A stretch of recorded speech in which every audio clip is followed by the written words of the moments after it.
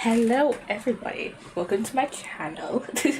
And today we're going to be talking about Cole and Geo from Ninjago. Also, if you can hear a weird noise, I have my fan on in the background because it is currently absolutely bloody boiling in the UK.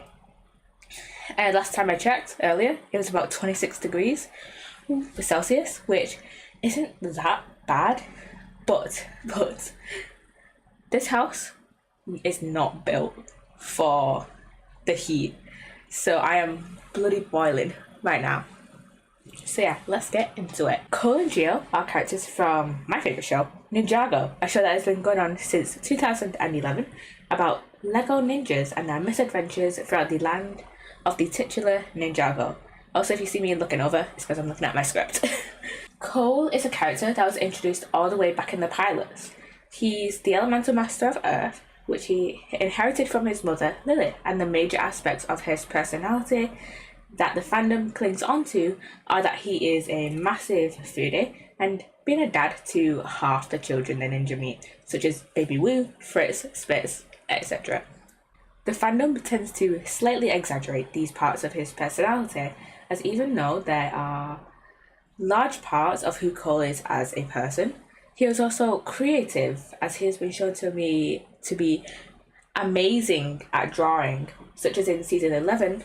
And Tommy Andresen, an ex-writer for the show, who now works on the Lego show Dreams, described him as a selfless and empathetic person back in 2021. On the other hand, Geo is a relatively new character being introduced in Dragon's Rising Season 1, which was last year's season, which was the 2023 season. He's the master of fusion, which is one of the new elements that came about due to the merge, and is a monster-gecko hybrid because he's a monster with the colouring of a gecko and his ears are similar to those of the geckos. This led him to being rejected by both populations? This led him to being rejected by both populations due to the rivalry that was present before and during season 13, before being resolved at the end of the season. He's an artistic individual, like Cole, but in a different way, as he uses his powers of fusion to make sculptures from random pieces of scraps found in the land of lost things. Many interpret Cole and Geo to have a romantic relationship, and I'm going to explain why, not only why these two are so dear to me, but also why I think these two could become canon in the future. This Dragon's Rising era, so the 2023 season and the 2024 season, has quite a few characters that could be interpreted as LGBT in some way, such as Sora, Bonzo, and Cole and Geo. Compare this to when the show was Masters of Spinjitzu or just Ninjago. I can only think of two focal characters who could be interpreted as LGBT. Guess who those two could be? One of them was Sally, who was introduced in Crystallized and only had a prominent role in the episode The Benefit of Grief. And the other one is Cole, who we're going to be talking about in this video. In the season 1 episode, The Royal Blacksmiths, Cole reveals that he hasn't talked to his dad in years and has been lying to him about being at Marty Oppenheimer's School of Performing Arts, when in reality Cole has been training to be a ninja. Who has it now? I don't know. I haven't talked to my father in years. Side note, they had been talking to each other through letters, but they hadn't properly spoken face to face in a while. When he sees I can't dance, he'll know I've been lying in all the letters I've been sending him. The ninja travel to Lu's place because they need to know the location of one of the Fang Blades that's been on a trophy that Lu has won several times. As they reach Lu's, Cole tells the ninja to put their golden weapons in a case and mentions that his dad can't know that he's a ninja when asked why their golden weapons are being put away by Kai. This may come from a fear of believing that he's failing his father, which may be a fear that many LGBT individuals have due to high expectations of how their life will turn out set by their parents, so they stay closeted. Cole then knocks on the door and Lu opens it, and he seems slightly resentful at first towards Cole, but this is only because Cole didn't use the doorbell. So anyways, Cole rings the doorbell and Lou is actually quite happy and cheerful to see Cole. Cole then basically wastes little time asking Lou how they can get the Fang Blade, and Lou explains that they have to win a competition, which even though I rewatched this episode, I still cannot remember the name of the competition. It was like a dance, performing arts competition. Just get it. You must earn it. You have to exhibit style, perfect pitch, push the boundaries of artistic license, and win this year's Ninjago talent show. Kai then asks Lou to train them for this competition, and Cole is very clearly embarrassed. Lou then tries to train him and it just doesn't go well, so the four of them go outside of Lou's place to practice. The next we see the ninja in this episode is when they're practicing backstage at this competition. Also, this is like season 1, so the main focal ninja are Cole, Zane, Jay, and Kai, our original 4 ninja. Cole then rants about how he wants to leave his hometown and just steal the Fang Blade cup, but Lou overhears, which leads to Cole telling Lou about him being a ninja and how the Serpentine also wants to steal it. Lou then tells Cole that he doesn't approve of Cole wanting to steal the Fang Blade, and Cole is upset and the ninja tries to comfort him. Dad, I'm a ninja. Huh? And the truth is, if we don't steal that Fang Blade, I mean Blade Cup, there's other people that will. Bad people. Serpentine. And we need it to save the world. And I know how ridiculous this sounds, but I'm proud of who I am. And I want you to be proud of me too. I can't be proud of any son who thinks stealing is right. And I'm not going to wait around to watch you make a mockery of our family's legacy. Dad, This scene in particular could be seen as Cole's initial coming out to his dad, and his dad being disappointed at him, as when the others try and comfort him, they make it seem as though Lou is disappointed in Cole for being a ninja, when that's not really the case. He just doesn't want Cole to steal. But on the other hand, Lou may just misunderstand that Cole has a far higher likelihood of success of retrieving the Fang Blade by stealing rather than winning the competition. Because as we just said, Cole hasn't been at Marty Oppenheimer's this entire time. He hasn't been training in performing arts. I assume he hasn't done anything related to performing arts in years since he initially went to Marty Oppenheimer's. So he doesn't have that practice as Lou thinks he has. Anyways, Kai, Cole, Jay, and Zane see the Serpentine, and Kai, Zane, and Jay try to move forward with their plan to steal the Fang Blade, but Cole has a different idea. He wants to win the competition. He's doing something that he hates just to try and get his father to be proud of him, while also mentioning that he wants to do it in his own way, because he doesn't want to hide who he is. He just wants his dad to understand and respect him. The ninja then go on stage in their gis instead of their original outfits and perform a routine to The Weekend Whip, which was the original intro to Ninjago, and it was mainly used in the Masters of Spinjitzu. And this routine was far different from the one that Lou tried to teach them. Cole wants Lou to be proud of him for being a ninja by presenting it in a medium that he will understand. They then achieve perfect scores and win the competition. Cole then looks out into the audience and sees that the seat that his father was in is empty. And I believe the seat that Lou was supposed to be in was between Mia's seat and Misako's seat, but I can't quite remember. It's been a few days since I've actually rewatched the episode and finished off this script. Due to his father's seat being empty, Cole believes that his father has left and has abandoned him and is just not proud of him, and that he's, disappointed. But Lou actually comes backstage and hugs Cole. Lou states that he was wrong for trying to make Cole be a dancer and that he's not mad at Cole for being a ninja. Everyone is born with a special talent inside that's just waiting to get out. And you were born to be a ninja. You're not mad? How can I be? My son's a hero. Oh, sorry to interrupt your little family reunion. This scene could be interpreted as Lou realizing that he shouldn't be mad at Cole for being LGBT and accept Cole for who he is. At the end of the episode, Lou says something that I completely forgot about because it's been about 8 years since I originally watched season 1. He says, "You're a family now," referring to Cole, Jay, Zane, and Kai. As far as I'm concerned, you're all family now. Yeah. I I love the found family trope. I love the found family aspect when applied to Ninjago. I especially love it in Dragon's Rising as well.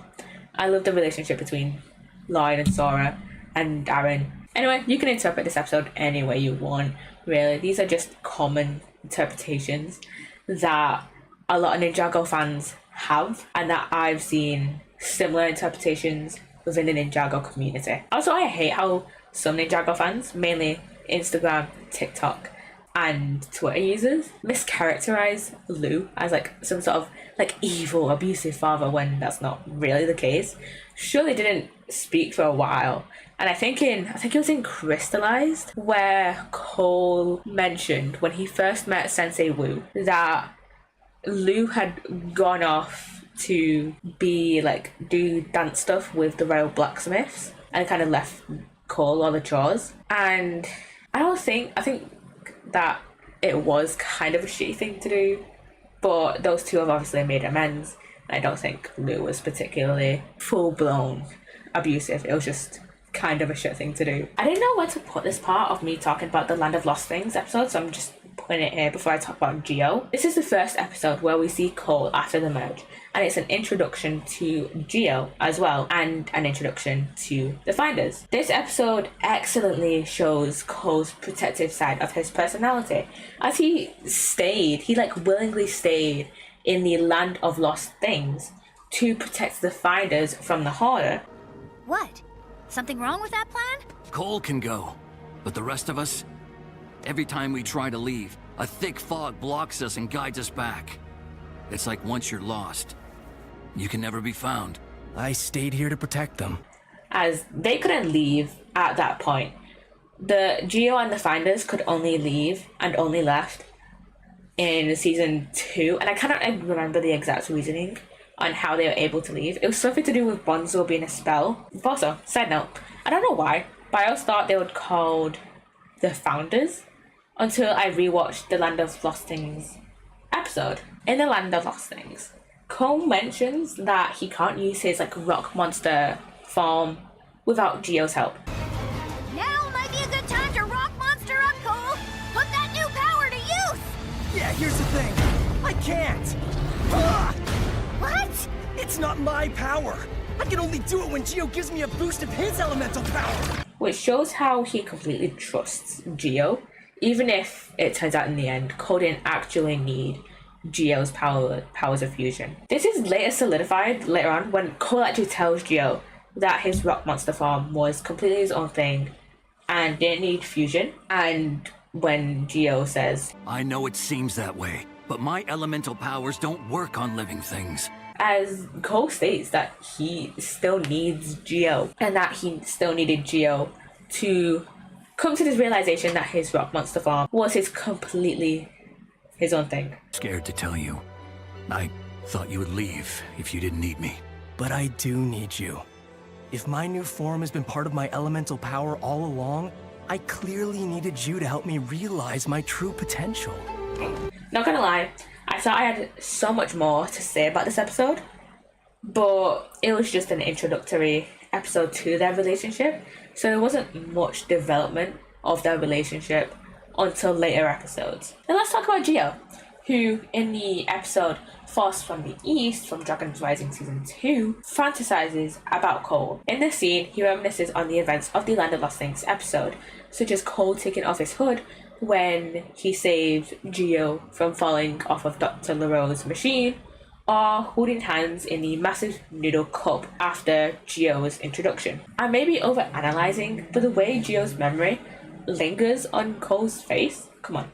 No straight man would fantasize about another man like that. I added this part later on than I wrote the rest of it, but on Twitter, one of the current writers, Doc Wyatt, has liked posts relating to the Cole and Geo ship.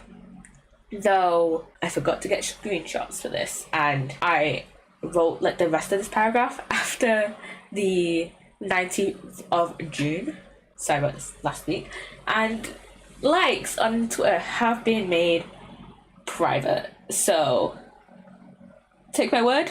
I mean, there are other people who posted stuff saying, oh, Doc Wyatt wrote this or liked this. So, and I think some other like famous Ninjago Twitter users have posted like screenshots, so you can go check them out.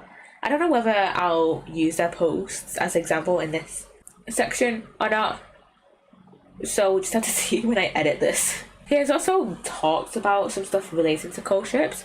For example, when Gio was introduced, some people thought Gio was significantly younger than Cole and thought it would be like an adult teenager relationship, but Doc did confirm that Gio and Cole are the same age. This is the struggles of watching a show where there aren't really any canon ages mentioned in the show, and the only canon ages that we really have are from Brent Miller's YouTube, who, if you don't know, Brent Miller is the voice actor for Zane. And for example, he did a interview with, I think it was with Sora's voice actress a few weeks ago, like a few months ago, and she said that she thought Sora and Aaron were like around 14, 15. So I think that's what people commonly headcanon Sora and Aaron to be.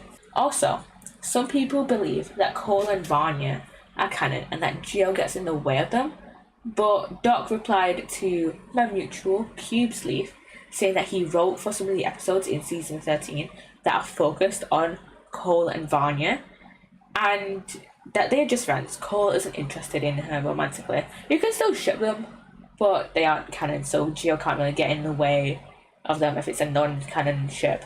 So why is their relationship so important? Cole and Gio's relationship could be an amazing avenue for representation of queer couples and queer families. There are a few characters that I feel as though are important to mention here, those being Fritz, Spitz, and Bonzel. These characters lived with Cole and Gio in the Land of Lost Things and moved into the monastery in Dragon's Rising Season 2. Many Ninjago fans, including myself, view these characters as a family unit, with Cole and Gio being the parents and Fritz, Spitz, and Bonzel being their adopted children. I could also make another point of Bonzel being trans representation, but I might talk about her and Sora in another video. Would you guys want me to do another Bonzel and Sora video on its own? I mean, it might take a while. It's taken me like almost 2 months to do this video just because I couldn't be bothered to finish off the script until like last week.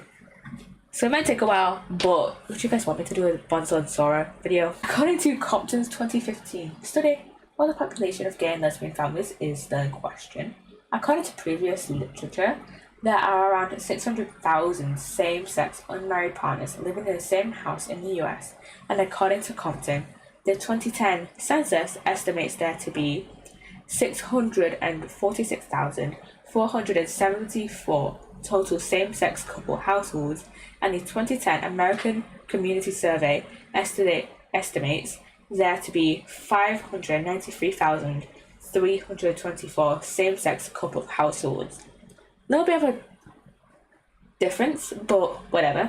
This is less than I expected, but then again, there are multiple other parts of the population that are not considered, such as same-sex couples who haven't moved in with each other. Also, this was a study conducted 9 years ago, and therefore the population of gay families, I would assume, would increase then. Actually, Flores and Conroe conducted some research in 2023 and estimated that LGBT adults make up 5.5% of the US population, or 13,942,200, with California, so unsurprisingly, being the state with the most LGBT adults, that being 1,549,600. And even though they take up a small amount of the US population, 333.3 million, as of 2022, and yes, I'm British, but I don't want to spend another 2 hours looking through Google Scholar for a more up-to-date or more globalized or UK study. A study conducted in 2016 by Patterson and Goldberg stated that children of lesbian and gay parents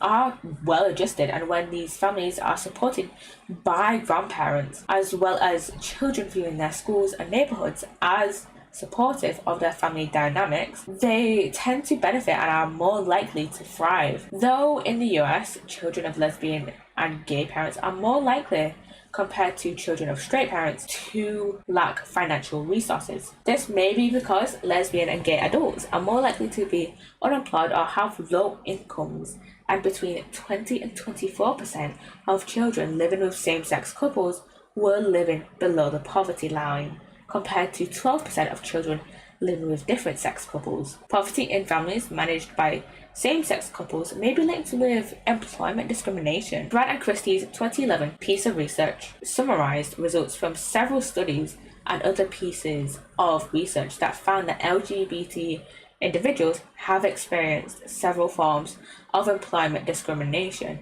including losing their jobs and gay men earning significantly less than straight men, which can negatively impact LGBT individuals' well-being. That includes their mental and physical health, workplace productivity, and job satisfaction. I recommend going through Brad and Christie's research because there's a lot that I don't think I can thoroughly talk through in this video. The link will be in the description. Circling back to Cole and Gio, these two are viewed in such a positive light by the fan base, excluding, the homophobes and a very minute population of lava shippers. And these two could lead to positive change in the real world. Participants of McInroy and Craig study in 2016 stated that they had grown up with there being very few LGBTQ characters in traditional media, and no matter how flawed these very few characters were, these characters validated their emerging senses of themselves and legitimized their feelings. Additionally, LGBT characters were sought out by participants to aid them in understanding their own identity. Many fans of Ninjago already headcanon many of the characters, including Cole, as LGBT+, to find some sort of solace in who they are, and having a canon queer couple could affirm who they are. The participants also did mention that LGBTQ characters they saw were often restricted to certain storylines due to one-dimensional stereotypes that were common in LGBTQ storylines and still can be prevalent in media today. However, I don't think this can be applied to Cole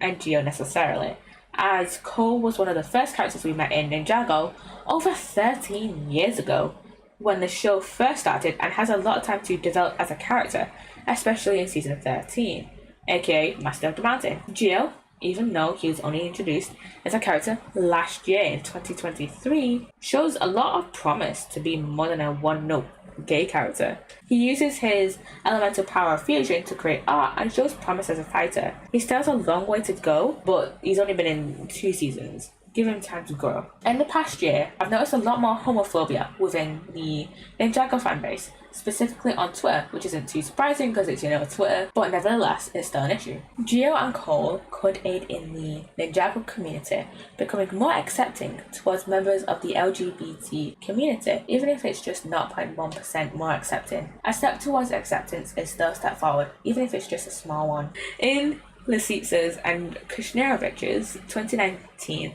piece of research, it was found that frequent exposure to portrayals of LGBTQ individuals may increase compassion, recognition, and decrease prejudice towards the LGBT community. Furthermore, they also stated that those who reported more exposure to neutral portrayals of the LGBT community were more likely to have more positive attitudes towards them, and these positive effects of LGBT exposure on TV have potential for normalizing LGBT images in the public image. If Cole and Gio are written well, then this could lead to more people within the Ninjago fan base believing that being LGBT is normal, which it is. So these two aren't really without criticism. These two are shown to be quite close, and their actions toward each other do suggest and can be interpreted as romantic. They aren't actually canon yet. So are my points suddenly invalid? No. They may become a canon couple in the future seasons, or even in Dragon's Rising Season 2 Part 2, because as of recording this, it has not come out. If it comes out when I post this video, then sure, flame me in the fucking comments. But as of recording this, it has not come out yet. So we just have to be patient, really. Remember that it took 8 years-ish for Kai Skylar to become canon, with Kai showing that he had romantic feelings towards Skylar back in 2015 when season 4 released, and it was canonized in the Quest for the Lost Powers book, which was released in March 2023, that Skylar is Kai's girlfriend. If you look at the back of the book, I think it has a bunch of the character like bios, and it literally says in Skylar's Kai's girlfriend. In conclusion, I love Cole and Geo. Those two are bloody great, aren't they? These two could provide such positive representation of LGBT couples, and I already mentioned before how they could be viewed as an LGBT family unit. These two would actually be Ninjago's first major queer couple, and I hope the writers don't fuck them up. A lot of the points I did make could just be me slightly looking too into things, but let me know what you guys think. I'll see you in the next one.